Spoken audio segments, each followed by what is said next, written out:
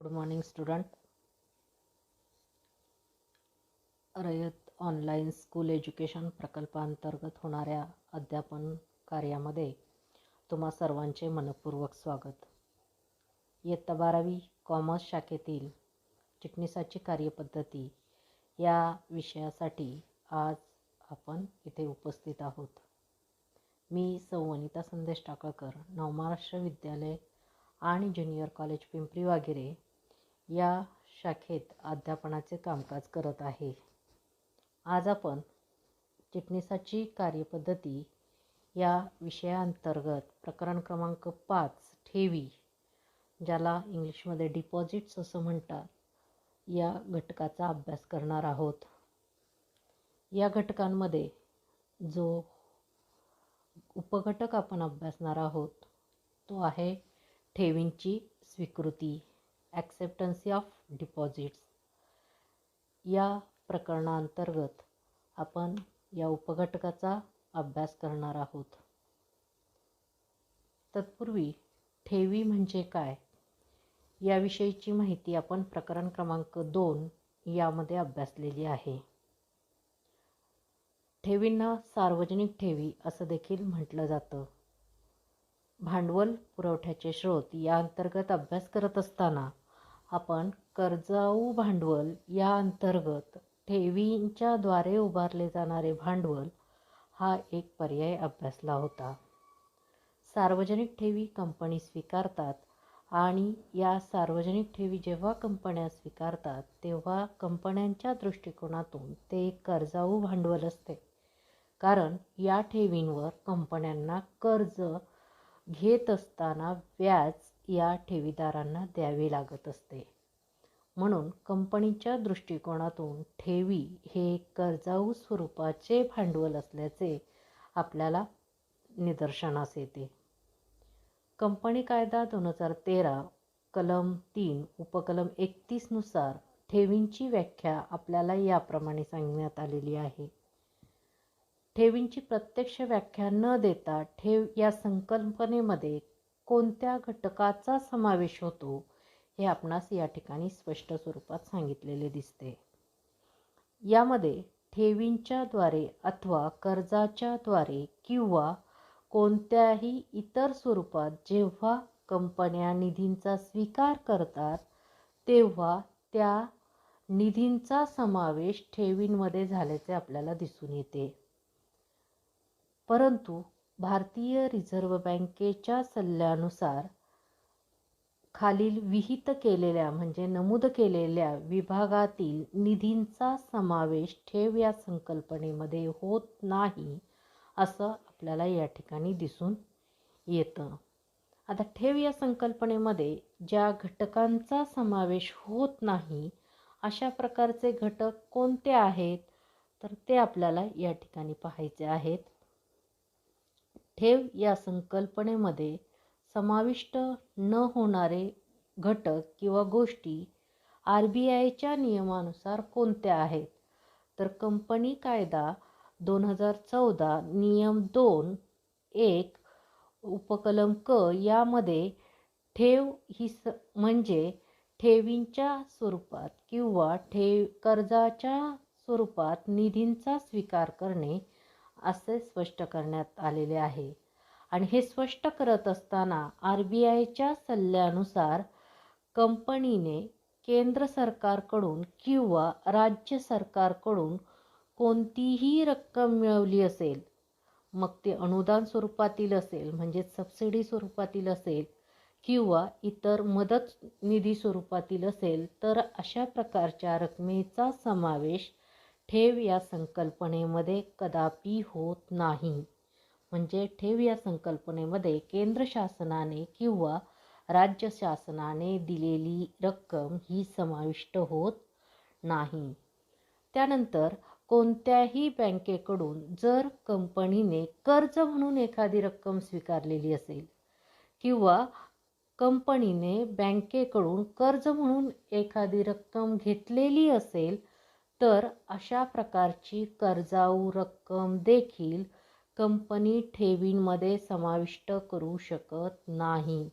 म्हणजे थोडक्यात बँकेचे कर्ज देखील कंपनीच्या ठेवींमध्ये समाविष्ट होऊ शकत नाही.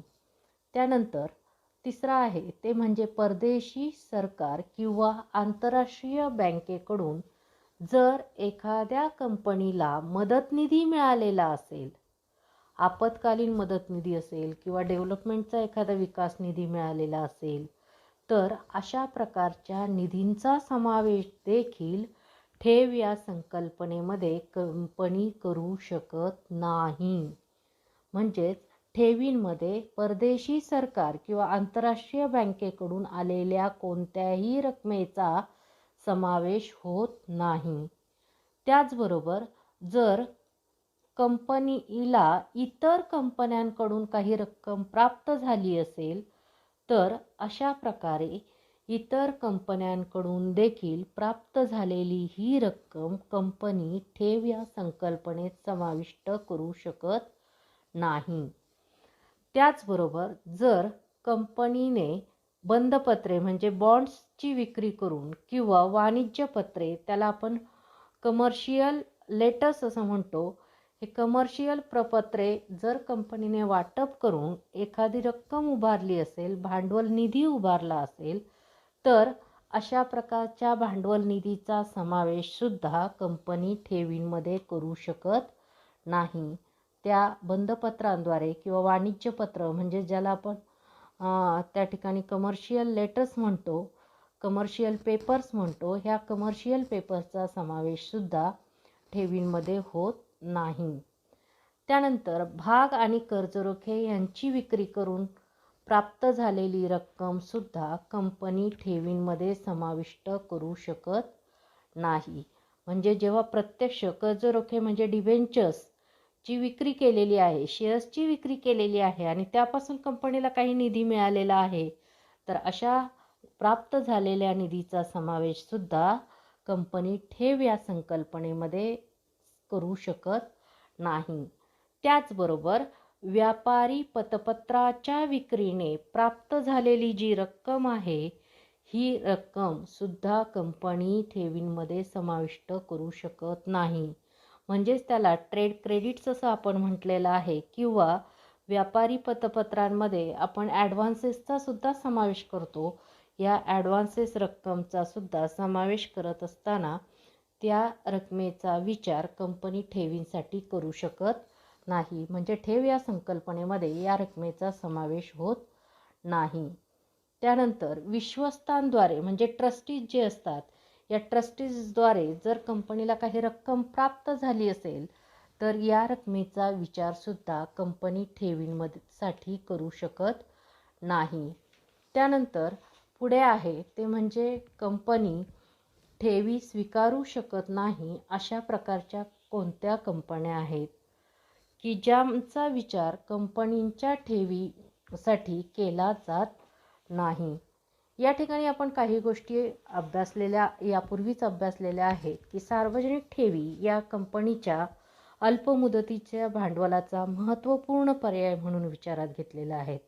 अशावेळी कमीत कमी 6 महिने आणि जास्तीत जास्त 36 महिन्यांसाठी कंपन्या या सार्वजनिक ठेवींचा स्वीकार करत असतात. आणि हा स्वीकार करत असताना कंपनी जेव्हा या ठेवी स्वीकारते, तेव्हा कंपनीला त्या ठेवींवर ठेवीदाराला व्याज द्यावे लागते. हे व्याज देत असतानाच कंपनीला ठेवीदाराची ठेव स्वीकारल्यानंतर ठराविक काळाने त्याची पोचपावती म्हणजेच ठेवपावती ही द्यावी लागत असते. या ठेवपावतीवर कंपनीच्या ठेवींच्या संदर्भातील सर्व अटी आणि तरतुदी या नमूद केलेल्या असतात. ठेवपावती म्हणजे काय, तर ठेवपावती ही एक प्रकारे कंपनीने कर्जाऊ रक्कम घेतल्याची पोचपावती असते. ही कर्जाऊ घेतलेली रक्कम सेक्युअर्ड सुद्धा असते किंवा अनसेक्युअर्ड सुद्धा असते. म्हणजे सुरक्षित किंवा असुरक्षित अशा स्वरूपाची सुद्धा असू शकते. या सर्व घटकांचा विचार आपण या ठिकाणी केलेला आहे. त्याचबरोबर कंपनी आम जनतेकडून किंवा त्यांच्या सभासदांकडून ठेव स्वरूपात रक्कम ही स्वीकारत असते आणि त्यामुळे कंपनीला आपल्या भांडवलामध्ये वाढ करणे हे शक्य होते आणि म्हणूनसाठीच भांडवल उभारणीचा अत्यंत स्वस्त मार्ग म्हणून ठेवींद्वारे भांडवल उभारणी हा पर्याय कंपनी स्वीकारते. हा अल्पमुदतीचा भांडवल उभारणीचा प्रकार आहे, कारण कमीत कमी 6 महिने आणि जास्तीत जास्त 36 महिने या कालावधीसाठी कंपनी अशा प्रकारच्या ठेवी स्वीकारत असल्यामुळे अल्पमुदतीसाठी ठेवींद्वारे भांडवल उभारणी ही कंपनी करत असते.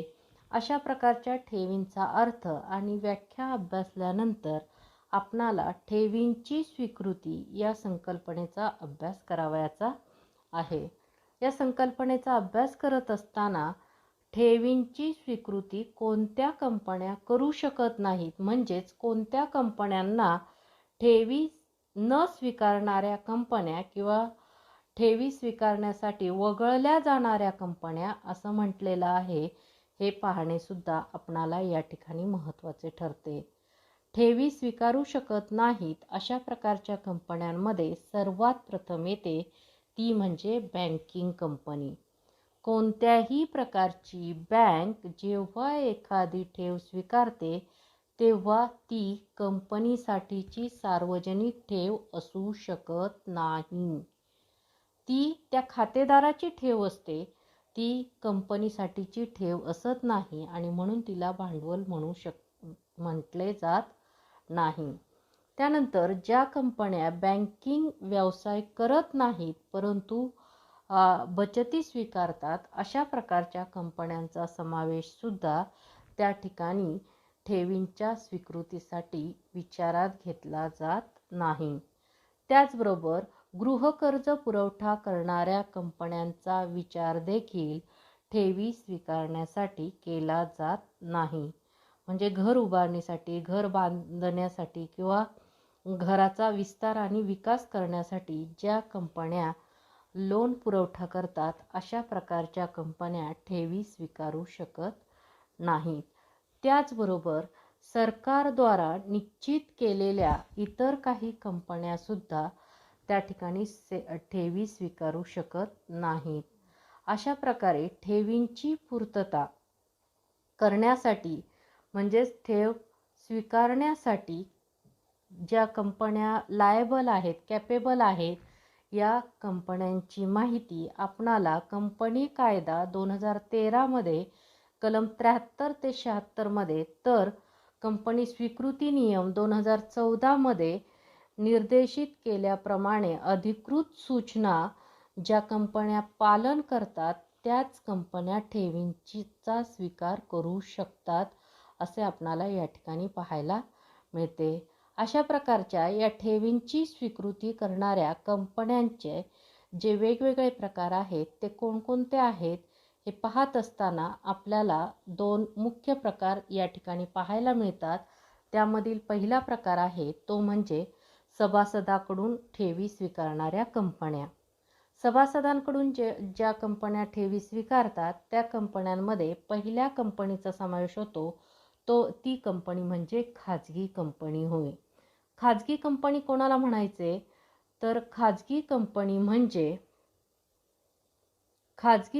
म्हणजे जी कंपनी सभासद, संचालक किंवा त्यांच्या नातेवाईकांकडून ठेवी स्वीकारू शकते अशा प्रकारच्या कंपनीला खाजगी कंपनी असे संबोधले जाते. ही खाजगी कंपनी आपल्या सभासदांकडून, संचालकांकडून त्याचबरोबर त्यांच्या नातेवाईकांकडून ठेवी स्वीकारू शकते. त्यानंतर दुसरी कंपनी आहे ती म्हणजे सार्वजनिक कंपनी. पात्र कंपनी शिवायची जी सार्वजनिक कंपनी आहे म्हणजे सार्वजनिक कंपनी सोडून जी सार्वजनिक कंपनी आहे ती सार्वजनिक कंपनी देखील ठेवींचा स्वीकार करू शकते. या सार्वजनिक कंपनीच्या संदर्भात विचार करत असताना पात्र सार्वजनिक कंपनी सोडून जेव्हा ही कंपनी ठेवी स्वीकारते तेव्हा ती आपल्या सभासदांकडून आणि संचालकांकडून अशा प्रकारच्या ठेवींचा स्वीकार करू शकते असं आपणाला या ठिकाणी स्पष्ट करता येतं. आता नेक्स्ट आहे ते म्हणजे पात्र सार्वजनिक कंपनी. पात्र सार्वजनिक कंपनी म्हणजे काय, तर पात्र सार्वजनिक कंपनी म्हणजे काय हे अभ्यासत असताना आपणाला पाहायला मिळतं की ज्या कंपनीची निव्वळ मालमत्ता ही रक्कम 100 कोटींपेक्षा कमी नाही किंवा जिची वार्षिक उलाढाल ही रुपये 500 कोटीपेक्षा कमी नाही आणि सभासदांच्या सभेमध्ये ठेवी स्वीकारण्याबाबत विशेष ठराव संमत करून त्यास मान्यता देण्यात आलेली आहे, अशा प्रकारची पात्र सार्वजनिक कंपनी होय. अशा प्रकारची कंपनी म्हणजे पात्र सार्वजनिक कंपनी होय असं आपणाला या ठिकाणी स्पष्ट करता येतं. अशा पद्धतीच्या या 3 कंपन्या आपल्या सभासदांकडून किंवा संचालक आणि नातेवाईकांकडून ठेवी स्वीकारू शकत असतात. पात्र सार्वजनिक कंपनी ही आपल्या सभासदांबरोबरच जनतेकडून देखील ठेवी स्वीकारू शकत असते. त्याचबरोबर सरकारी कंपनी देखील जनतेकडून सहजरित्या ठेवी स्वीकारू शकते. सरकारी कंपनी आपल्या वसूल भागभांडवल आणि मुक्त राखीव निधीच्या 35% जास्त रकमेच्या ठेवी स्वीकारू शकत नाही. हे बंधन त्या ठिकाणी सरकारी कंपनीच्या बाबतीत लागू करण्यात आलेले आपल्याला दिसून येतं. त्यानंतर आपल्याला यावर जो प्रश्न विचारला जातो तो प्रश्न याप्रमाणे आहे की जास्तीत जास्त ठेवी स्वीकारू शकणाऱ्या कंपन्यांचे विविध प्रकार स्पष्ट करा. 8 मार्कांसाठी हा प्रश्न विचारला जातो आणि म्हणूनसाठी हा स्वाध्याय सगळ्यांनी काळजीपूर्वक सोडवावयाचा आहे. So thank you very much. धन्यवाद.